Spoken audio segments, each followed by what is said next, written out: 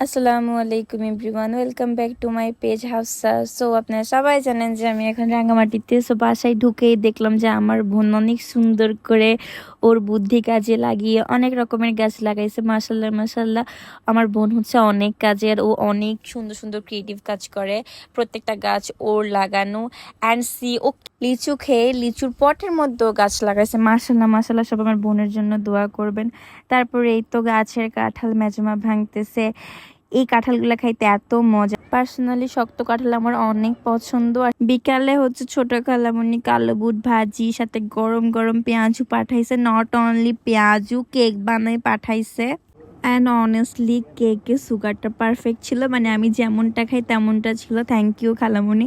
And হচ্ছে আমার যেটা হচ্ছে লাক্স সাবান কিনে আনছে কুটু কুটু। অ্যান্ড ওখান থেকে আমি একটা সাবান মেরে দিয়েছি, এটা নাকি নতুন ফ্লেভার আসছে। অ্যান্ড দাদু আমাকে এরকম চকলেট দিছে, এরকম একটা দিছে, অন্যরকম একটা দিছে। দেন হচ্ছে গাছের আম মাখা খাইলাম। আম্মু অনেক মজা করে পাউডার দুধ দিয়ে আম ভর্তা বানাইছে। অ্যান্ড সি আমরা সবাই আম ভর্তা খাচ্ছি। বাড়িতে আসলে এটাই অনেক বেশি মজা লাগে যে সবাই একসাথে সব কিছু করতে পারি। আর এই যে ইনি হলেন আমাদের বাসার সর্বকনিষ্ঠ লোক, আমাদের আদরের। ও বারবার আমার পাশে এসে শুচ্ছে। আমি বলছি, "এই তুই দূরে যা, সাউন্ড আমার লাগতেছে।" বাট তারপরে ভাই তো না, সবাই ওর জন্য দোয়া করবেন।